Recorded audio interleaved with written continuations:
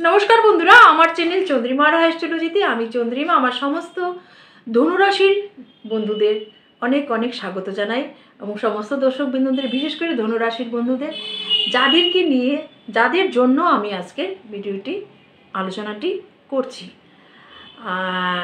आलोचना शुरूतेई आमी समस्त दर्शक बंधु अनेक अनेक स्वागत जानाई। आमार गुरुर चरणे आमार बाबा मुनिर चरणे प्रणाम जानिये चले एलाम आपनादेर संगे किछु आलोचना करते। अवश्य आमार आलोच्य टपिक्स ज्योतिष। धनुराशि यदि आपनार बार्थ चार्टे जे कालपुरुषेर 9 नम्बर गढ़ सेई स्थाने आपनार चंद्रमा अवस्थान करे ताहले जानबेन आपनार धनुराशि। अर्थात जे घरे चंद्रमा थाके आमरा बोली सेइटी आपनार राशि। सेई क्षेत्रे देखुन धनुराशिर किन्तु गत 29 मार्च থেকে শনির ধাইয়া শুরু হয়ে গেছে। শনি দৃষ্টি দিচ্ছে আপনার রাশিতে। সুতরাং চন্দ্রকে শনি দৃষ্টি দেওয়ার ফলে অটোমেটিক একটা এটাকে আমাদের জ্যোতিষের ভাষায় এটাকে বিষ যুগ বলুন পুনর্ব যুগ বলুন একটা তো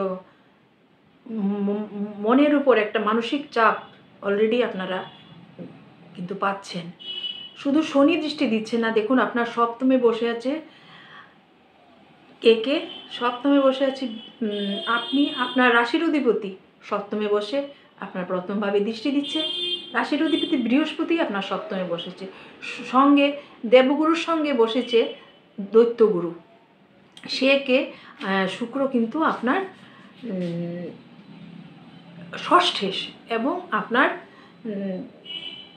একাদশপতিও সে কিন্তু বসে দৃষ্টি দিচ্ছে। এই যে দুই গুরু একত্রে কনজাংশনস করেছে আপনার সপ্তমভাবে এর প্রভাব কিন্তু খুব একটা শুভ নয়, কারণ দুজনেই কিন্তু গুরু এবং তাদের মধ্যে বিশেষ করে মানে বৈচারিক মতভেদ বিচারগত পার্থক্য ভীষণ ভীষণ ভীষণভাবে। সুতরাং এই দুই রাশির দৃষ্টি আপনার রাশিতে আপনার মানসিকভাবে আপনাকে কি বলবো একটা পাজলড করবে, দ্বিধাগ্রস্ত, কনফিউজড ইত্যাদি ইত্যাদি কিন্তু করবে। মনের উপর শারীরিক থেকেও মনের উপর প্রভাব কিন্তু এর বিশেষ করে বেশি। এবং দেখুন মঙ্গলও কিন্তু দৃষ্টি দিচ্ছে। মঙ্গলও বসে আছে কোথায় আপনার 10th হাউসে বসে আছে, বসে কিন্তু আপনার রাশিতে দৃষ্টি দিচ্ছে। সুতরাং এতগুলো বড় বড় গ্রহ এক জায়গায় দৃষ্টি দেওয়ার ফলে মানসিকভাবে আপনাদের মধ্যে একটা ফ্লাকচুয়েট একটা মুড সুইংয়ের ব্যাপারটা কিন্তু থাকবেই। কখনো কোনো অ্যাংজাইটি ডিপ্রেশন কিন্তু আপনার মধ্যে ভীষণভাবে কাজ করছে, একটা ফোবিয়া আতঙ্ক। প্রথমে যদি দেখি শরীর স্বাস্থ্যের ব্যাপারটি, আপনার রাশির অধিপতি সপ্তমে বসেছে, এতদিন সে ছিল কোথায় বৃহস্পতি আমরা জানি বিগত অনেক দিন ধরেই আপনার সপ্তমেই বসে আছে। শরীর স্বাস্থ্য যদি দেখি শারীরিক দিক থেকে বেশি মানসিক অসুস্থতা আপনার মধ্যে কিন্তু বেশি কাজ করছে। সুতরাং ভীষণভাবে মেডিটেশন করার প্রয়োজন, নিয়মিত একটা ডেইলি রুটিনের মধ্য দিয়ে যাওয়া আপনার জন্য আবশ্যক। মনে রাখবেন এই যে শ্রাবণ আগস্ট মাস নিয়ে আমি আলোচনা করছি, বাংলা যেটা শ্রাবণ মাস করছি, এই শ্রাবণ মাসের কিন্তু আমাদের সনাতন শাস্ত্রের এক বিশেষ একটা তাৎপর্যপূর্ণ ভূমিকা থাকছে। কারণ এই শ্রাবণ মাস অনেক ঘটনাবহুল। এই শ্রাবণ মাসেই ভগবান শ্রীকৃষ্ণের জন্মেছিলেন, আমাদের দেশ স্বাধীনতা লাভ করেছিল এই মনে রাখবেন এই 15 আগস্ট, তখনও ছিল সেই শ্রাবণ মাস। আমরা এই মাসটিকে আমরা শিবের মাস হিসাবে সারা পৃথিবী যেখানে সনাতন ধর্ম অবলম্বীরা আমরা আছি সারা ভারতবর্ষ তো বটেই, আমরা কিন্তু এই মাসটিকে বিশেষভাবে পালন করি।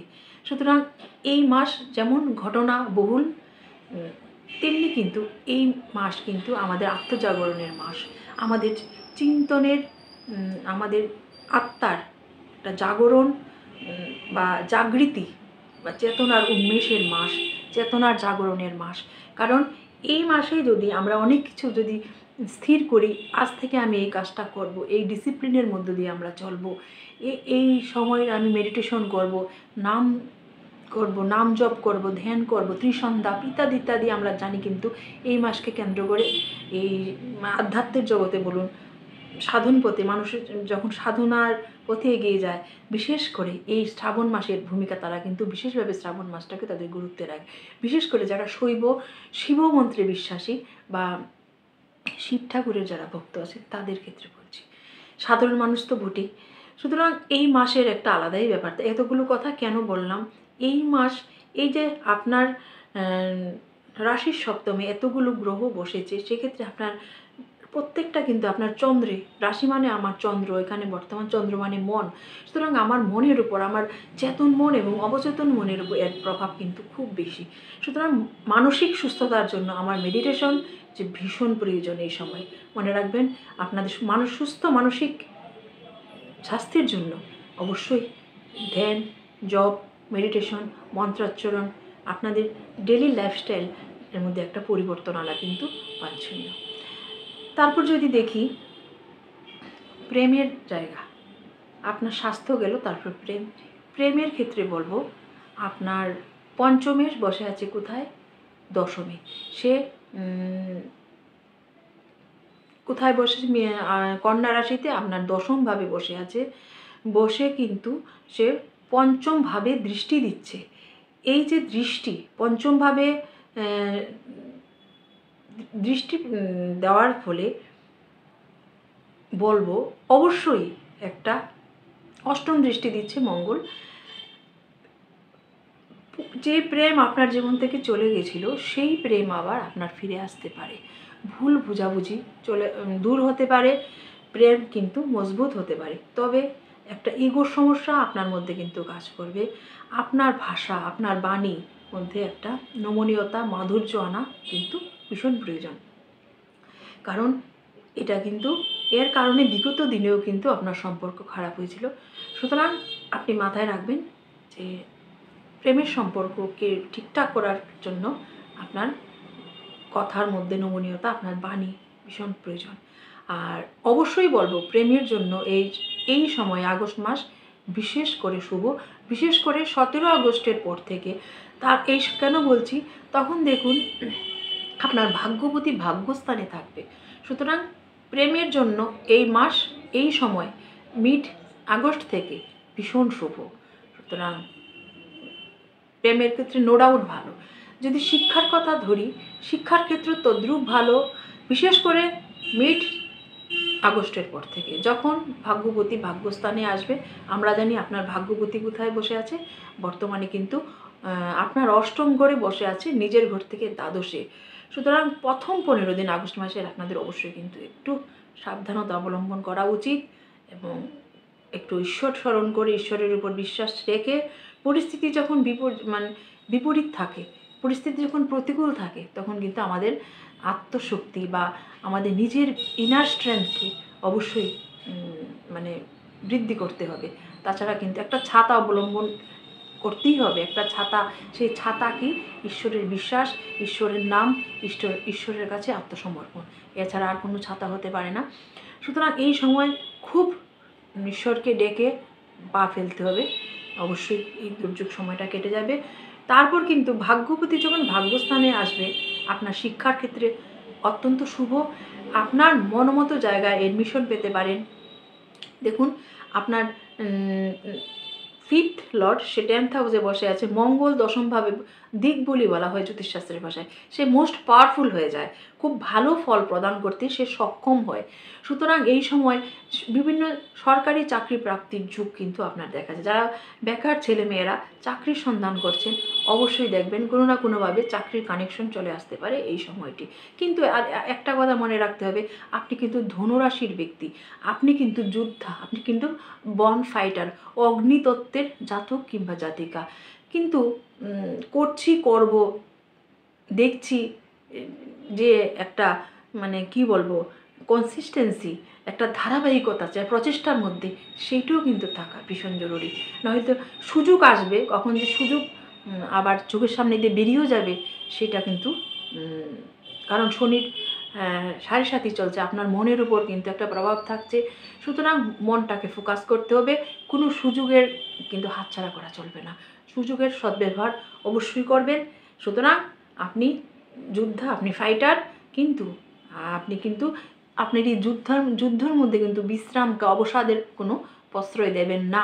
সেক্ষেত্রে কিন্তু সুযোগ হাতছাড়া হয়ে যেতে পারে। সরকারি চাকরি প্রাপ্তির অবশ্যই ভালো যোগ, পদোন্নতি, কারণ আপনার ভাগ্যপতি ভাগ্যস্থানে, পঞ্চমপতি দশম স্থানে, অত্যন্ত পাওয়ারফুল সময়। সুতরাং আপনার তাহলে শিক্ষা কেরিয়ার দিক দিয়ে বললাম যে ভাগ্য কেরিয়ারের ক্ষেত্রে অত্যন্ত শুভ, বিশেষ করে মিড আগস্ট 17 আগস্ট থেকে বলবো, যখন সূর্য ঢুকে যাবে কোথায়, রবি আপনার ভাগ্য অধিপতি ভাগ্যস্থানে অবস্থান করবে, সেই সময়টা অত্যন্ত শুভ। এই সময়টা কিন্তু আপনি বিভিন্ন দিক দিয়ে অনেক সুযোগ সুবিধা, আপনার মান সম্মান বৃদ্ধি, আপনার পিতার মান সম্মান বৃদ্ধি, আপনার সামাজিক মান সম্মান বৃদ্ধি কোনো না কোনো কারণে কিন্তু আপনি অবশ্যই লক্ষ্য করবেন। সন্তানের ভাগ্যোন্নতিও কিন্তু এই সময় হবে, কারণ আপনার সন্তানের চাকরি প্রাপ্তিরও যোগ থাকছে।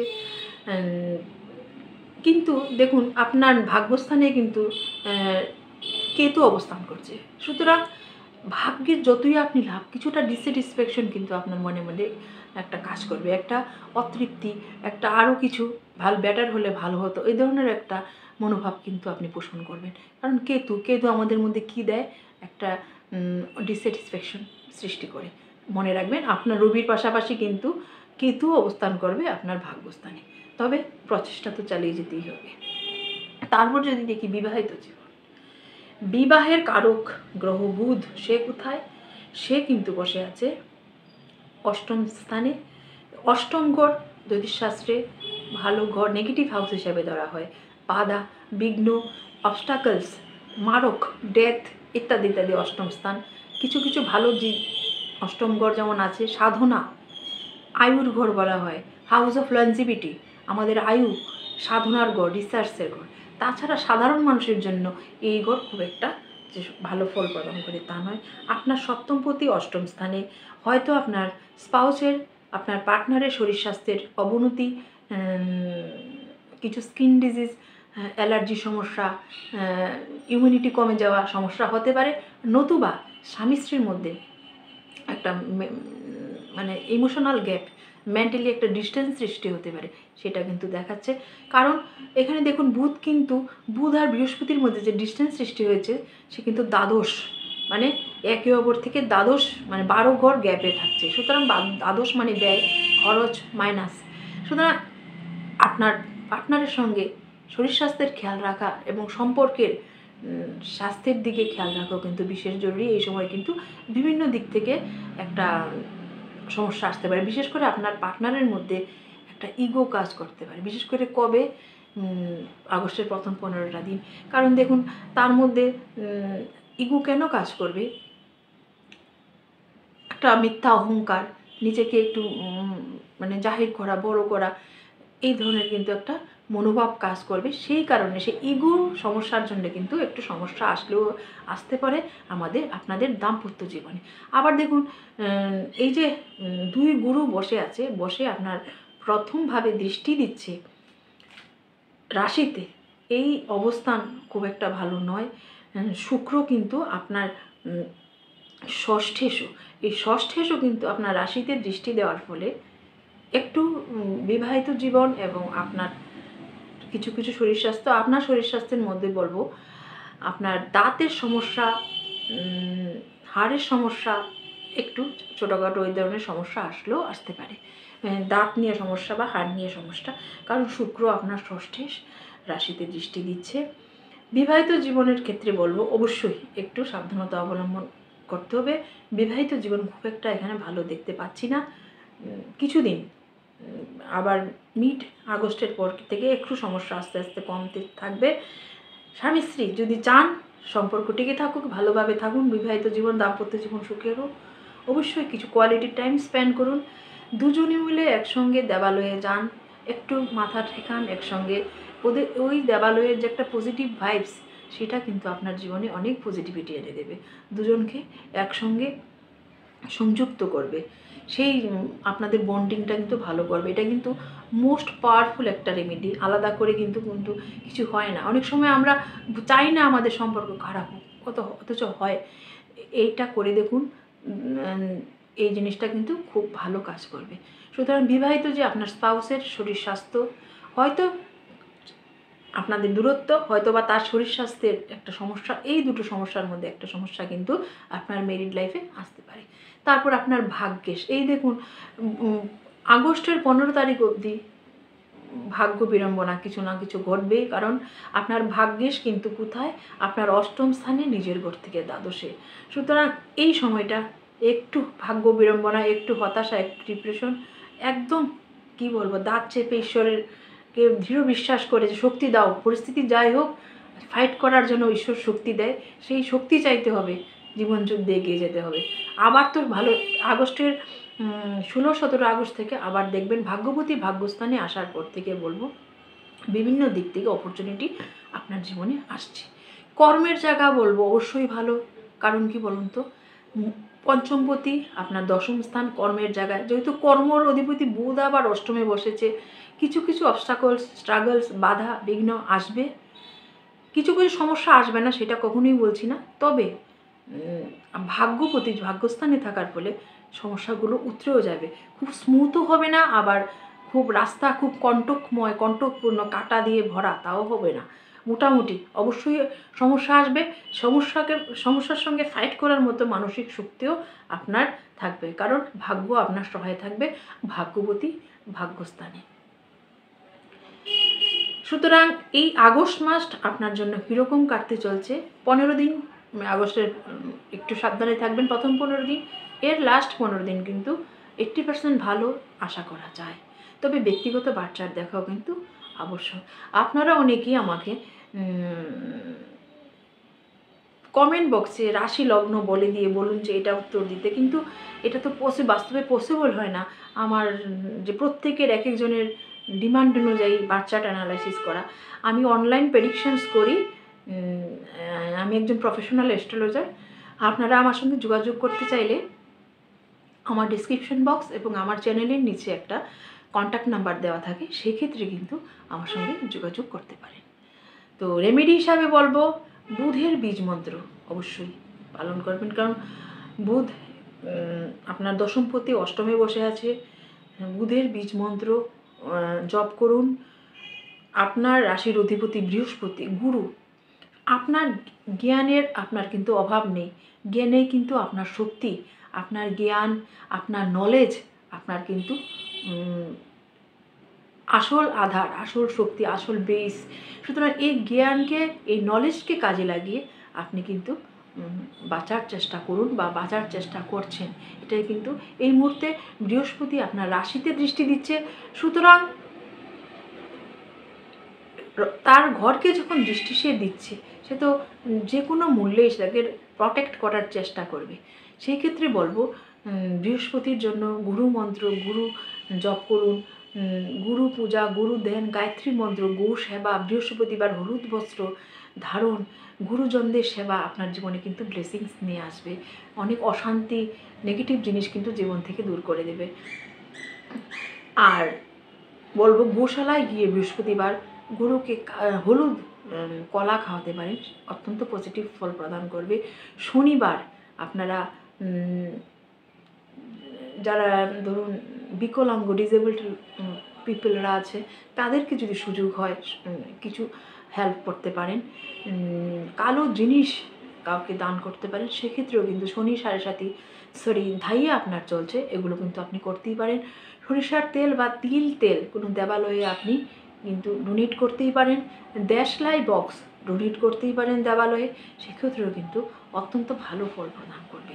শনি চল্লিশা, হনুমান চল্লিশা, মহামৃত্যুঞ্জয় মন্ত্র পাঠ এবং হনুমান চল্লিশা অবশ্যই কিন্তু আপনার রক্ষা কবচ হিসাবে কাজ করবে। এই সময় ঈশ্বরের প্রতি গভীর বিশ্বাস রেখে গুরুজনদের আশীর্বাদ নিয়ে জীবনের পথে অনেক সফলতা আসুক, বিঘ্ন যেন বিনাশ হয়, সমস্ত রকম বিঘ্ন বিনাশ হয়, জীবন যুদ্ধে সফলতা আসুক। এই কঠিন সময়, কিছুটা সময় আপনাদের অবশ্যই কঠিন চলছে, বিশেষ করে যে মানসিক একটা দুর্বলতা, ফিজিক্যালি আপনারা অ্যাভারেজ, খুব একটা সুস্থ নয় অসুস্থ নয়, মোটামুটি, কিন্তু মন অনেকটা দুর্বল। সুতরাং শরীর স্বাস্থ্য, মানসিক স্বাস্থ্য সব দিক দিয়ে জন্য যোগ, প্রাণায়াম, মেডিটেশনের শরণাপন্ন হন। অবশ্যই এই যুদ্ধে আমরা কিন্তু জিতে যাব, ঈশ্বরের কাছে এই বিশ্বাস, এই প্রার্থনা আমরা করতেই পারি। তো সর্বশেষে আমার গুরুর চরণে প্রণাম জানিয়ে আজকের আলোচনা শেষ করছি। আর আপনাদের এই মহামূল্যবান সময় আমার সঙ্গে থাকার জন্য, আমাকে আমার সঙ্গে শেয়ার করার জন্য আপনাদেরকে আমার আন্তরিক ধন্যবাদ। ভালো থাকবেন, সুস্থ থাকবেন। আমার বামুনির চরণে প্রার্থনা করব আপনাদের জীবন যেন সুখময়, শান্তিময়, সমৃদ্ধিময় হয়ে উঠুক। অনেক অনেক ভালো থাকবেন। জয়তু বামুনি।